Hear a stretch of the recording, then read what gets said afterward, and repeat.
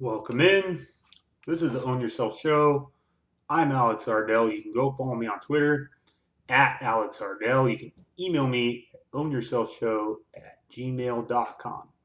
I had a whole show planned out today on stories and how storytelling is so important to conveying ideas and toward um, propagandizing people or just simply spreading a message.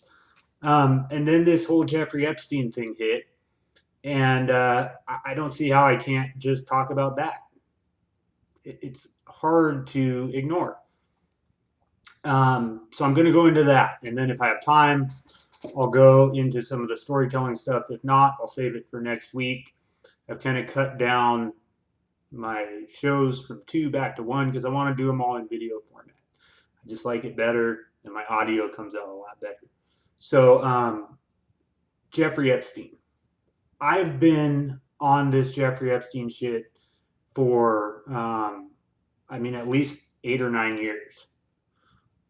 Because the minute I found out about this, in maybe 2010, 2011, it seems about the time I would have found out about this. Uh, um, it is like one of the foundational pieces of information that led me to uh, accepting the red pill on the government in general.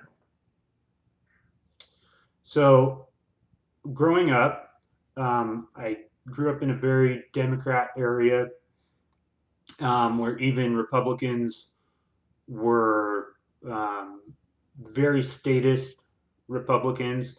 I didn't grow up in a libertarian area. I grew up in an area that was very much had the mentality that if we want something changed, you vote for it.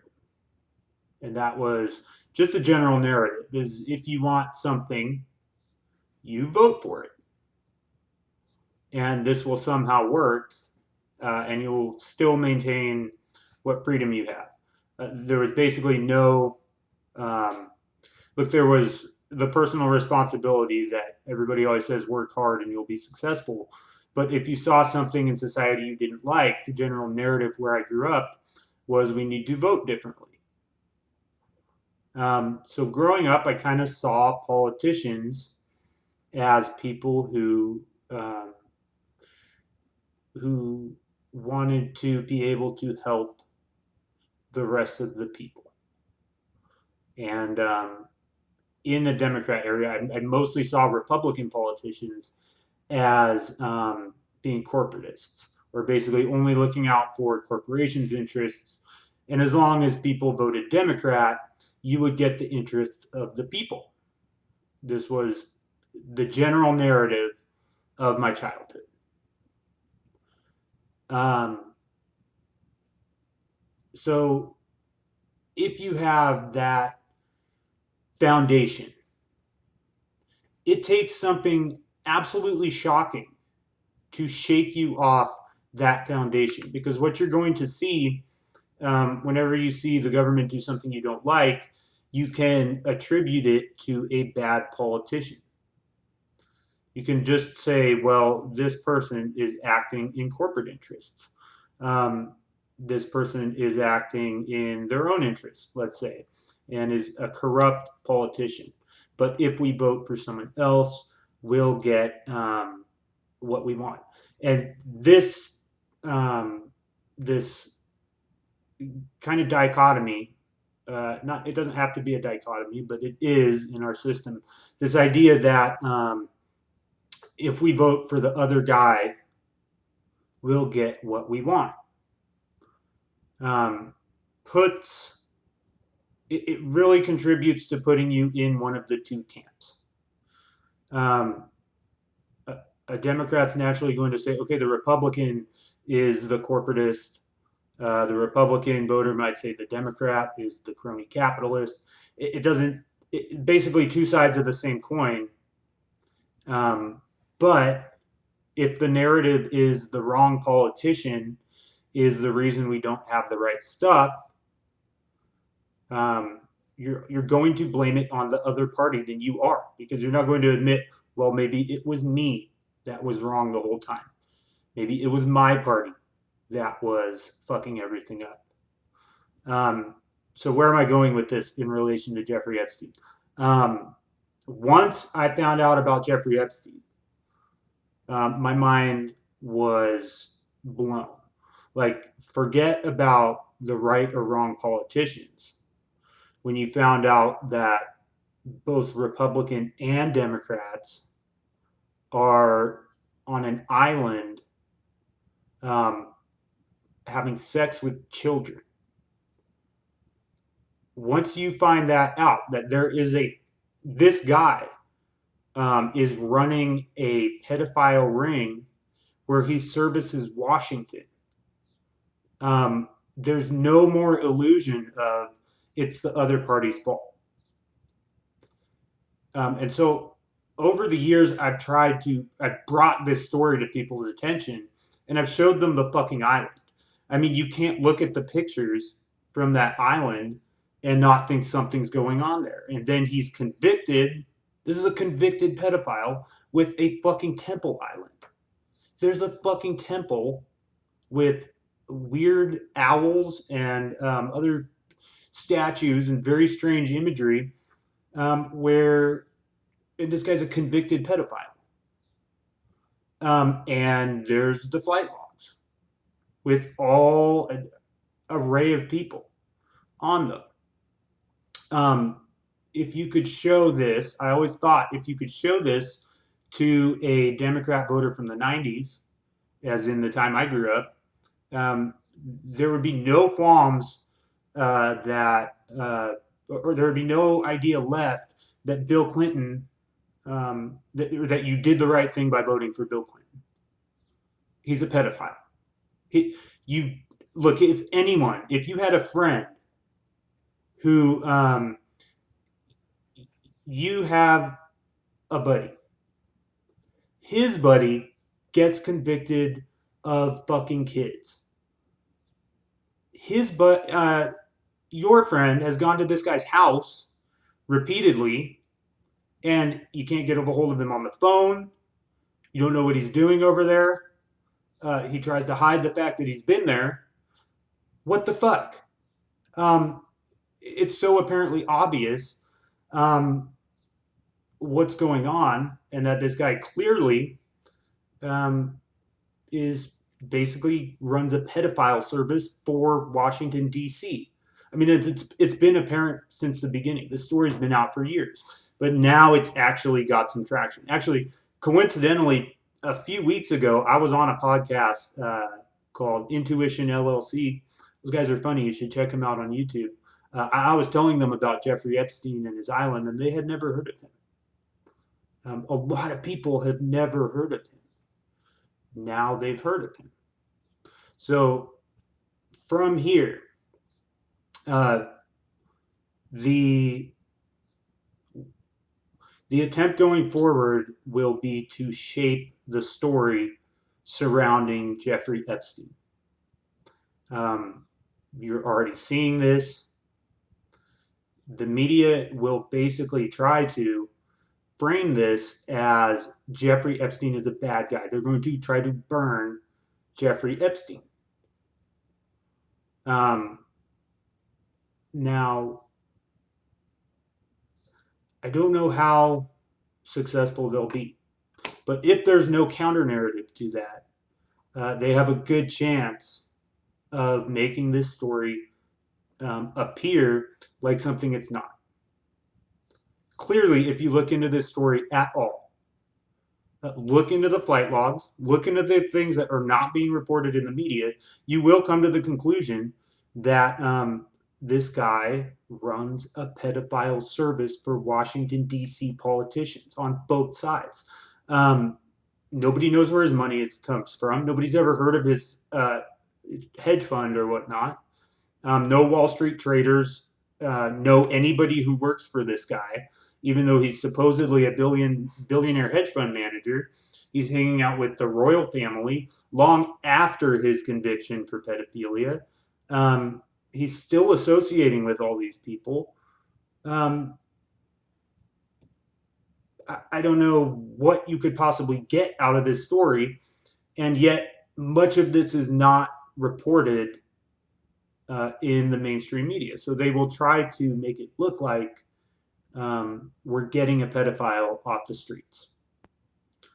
And they will do everything in their power to try to distract from the fact that this is a well connected guy. And even from a mainstream perspective, um, there's no chance that Bill Clinton didn't know he was a pedophile. There's no chance that probably Donald Trump didn't know he was a pedophile. And Trump has actually referenced it in the past. He said Epstein likes girls very young. That sounds like a threat to me. That sounds like something you would say. It's a veiled threat on camera. Um, he's putting it out there for someone to run with. But since the media is so dishonest, and I would not doubt that the people who own these outlets have probably been on that island. And accept, or bought Jeffrey Epstein's sex slave pedophile services. So, why is it so important that there's a counter narrative to this media narrative? It's because understanding how evil so many politicians are was what it took to break me out of the narrative that if you want something, you vote for it. And it's an almost impossibility to look at government as anything but a scam if you have then accepted that it is run by a bunch of pedophile, evil people. So it's always really hard when you're talking to someone to understand where their viewpoint comes from. Like, what are all the facts this person knows? What are all of these people's or this person's experiences that led them to the opinion they hold? And until you identify these things, um, you almost cannot change someone's mind. This is why facts don't matter. You can throw out a bunch of facts at people. They tend to operate on things that they've experienced or pieces of information that they might have already internalized.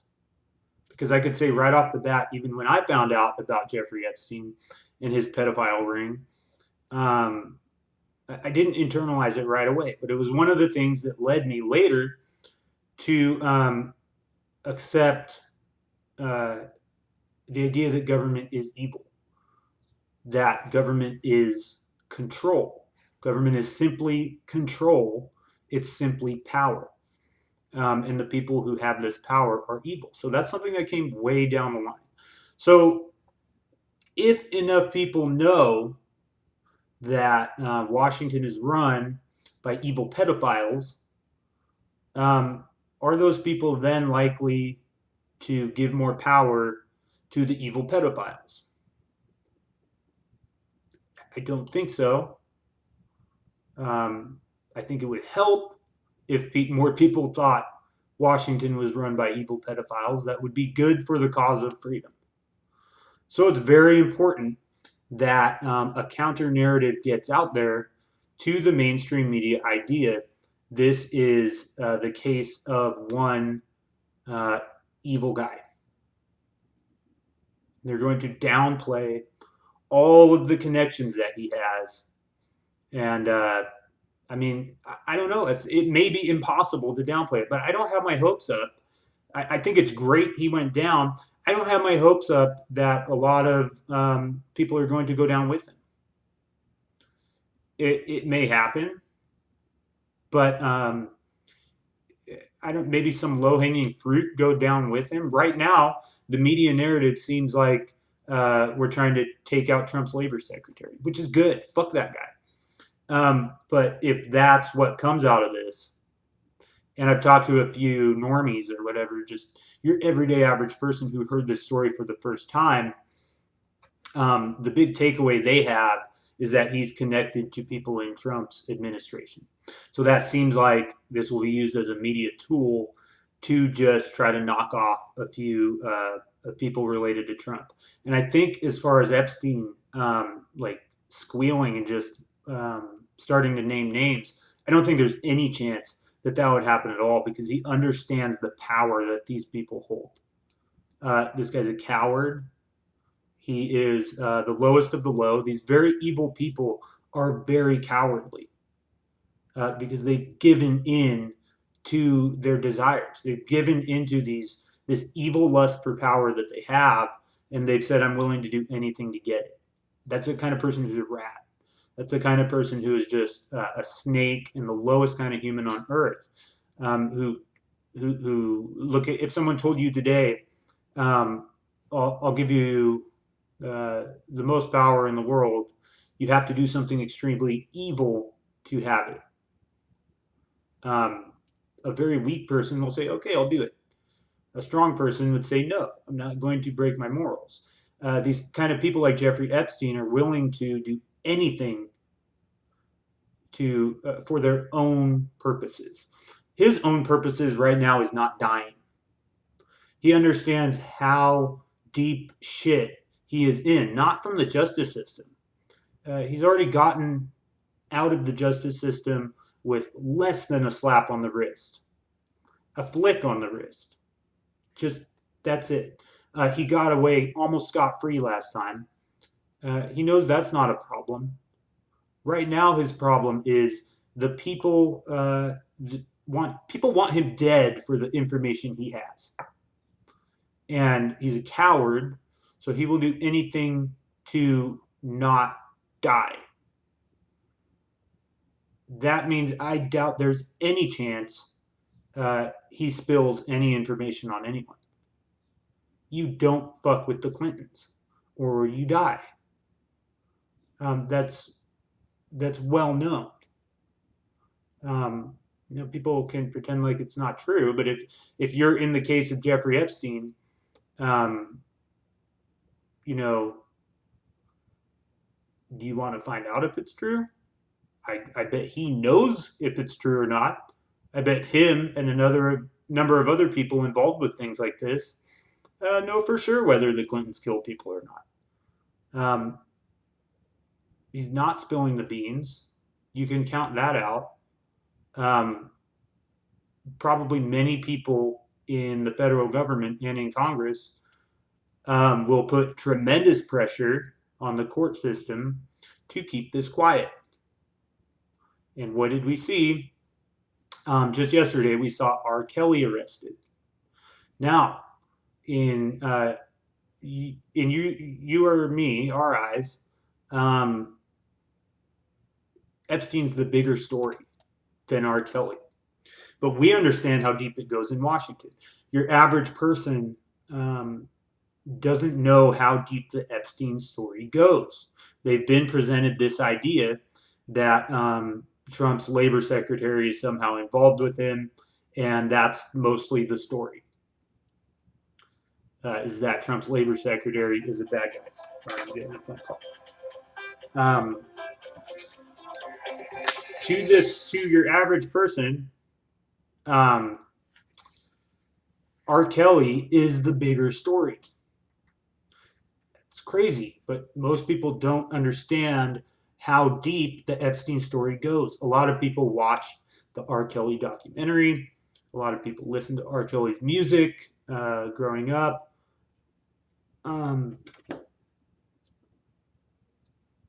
That's a bigger story to your average person than Jeffrey Epstein, which means the media can feed these people this story.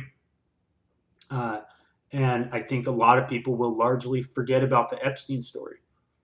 A lot of the R. Kelly story is a bigger story to your average person than the Epstein story. So I went and looked at which prosecutor it was in Chicago that brought the charges against him the last time. And her name is, I'm forgetting her first name. Her name is Fox. And you'll be surprised to find out um, exactly who this is. Look on my Twitter right now. Her name, Kim Fox. So if that name sounds familiar to you, this is the district attorney that brought the charges against R. Kelly. If that sounds familiar to you, it's because this is the prosecutor that essentially dropped the charges against Jussie Smollett. She did that at the behest of Michelle Obama. Michelle Obama does not act alone. Michelle Obama did not decide she wanted Jussie Smollett out. The Obama family works as one because that's what power families do in Washington. The Clinton family works as one. Hillary Clinton does not do things that Bill Clinton does not know about. These people work together as one unit to extend their reach. So this person's deeply involved with the R. Kelly case, deeply involved with the Obamas.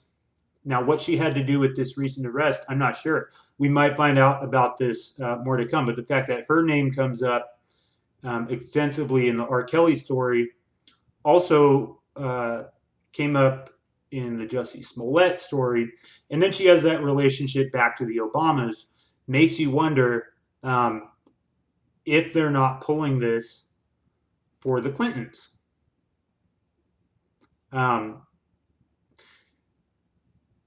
Because you have to figure a lot of people in Washington. Look, if I knew that Bill Clinton was on Jeffrey Epstein's plane 26 times, if I knew that years ago,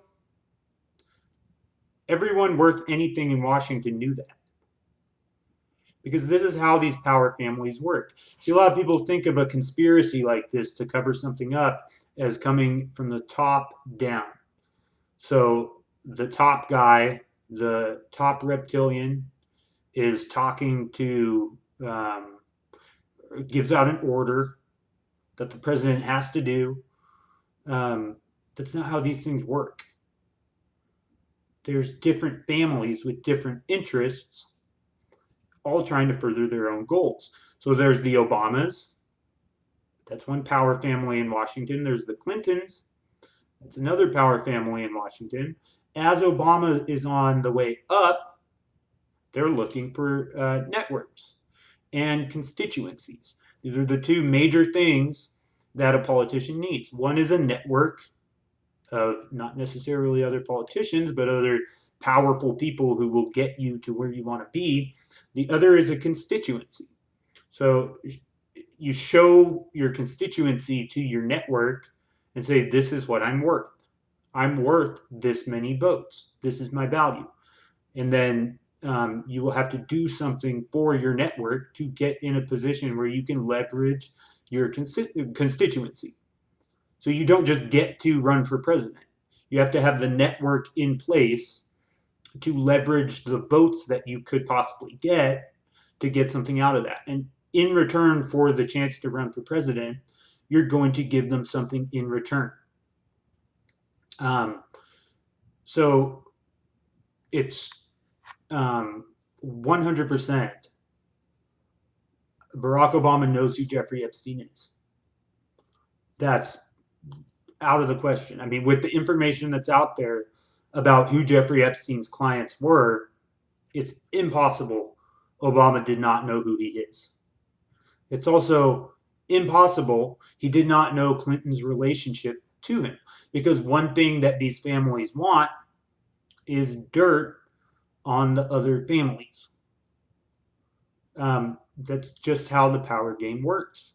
You want to know everything about your opponent, and the Clintons and Obamas are at their heart opponents. They're opponents working toward the same goal often, but that's because they're working for the same people in the network. So there will be, neither Obama nor Clinton gets to choose who runs for president. So in that sense, they're working for the same person, but they're working against each other for the chance to run for president. So that's how that works. It's not necessarily always this top-down thing. There's competition within the conspiracy, within all levels of the conspiracy. So the fact that the Obamas seem to have this district attorney in their network in Chicago, because they're from Chicago, this seems like a favor for the Clintons from the Obamas. Maybe Obama's implicated in this too. I don't know. It's impossible to tell at this point how many of these sick bucks are fucking kids. It's impossible to tell. You might as well assume most everyone in Washington, D.C. is compromised, is evil. Because they almost certainly all knew about this. There's no way this information does not spread. And you can guarantee that anyone, any powerful politician or anyone within these networks, any party favorite, is a horrible, evil person because they knew about this and didn't do anything. They knew about the sweet deal that Alex Acosta gave this guy that seems to implicate him in it. I mean, these people are all trying to do favors for each other, all trying to scratch each other's backs, and at the same time know that they all have dirt on each other. So this is what guarantees that the system cannot fall down. Everybody has dirt on each other. Everyone could sink each other. It's mutually assured destruction, as it is with Jeffrey Epstein. So don't get your hopes up that Jeffrey Epstein is going to squeal. It's probably not going to happen. But it does seem like there are deeper connections in Washington, or there's something deeper going on. And it does seem like there is a sort of conspiracy to make this go away. And it'll be interesting to see the media coverage over the next week on the R. Kelly story versus the Epstein story. Because like I said, at its current state, the R. Kelly story is a bigger story to most people than the Epstein story. That's sad, but it's true. And it's kind of our jobs to put this in people's minds and counter the narrative and come up with our own story. And so next week, I'll go into why stories are so important. And you're kind of getting a little taste of that right now. Right now, the story is that Jeffrey Epstein has some connection to someone in Trump's cabinet who gave him a sweetheart deal. We got the bad guy. We're going to get him off the streets. That's the story right now. The story that needs to be told is everyone in Washington, D.C. is a sick fucking pedophile. So next week I'll go into why stories are important. If you enjoyed the show, go follow me over on Twitter at Alex Ardell. You can email yourself, Own Yourself Show, or you can email me. I'll email yourself if you email me at ownyourselfshow@gmail.com. Talk to you guys next week.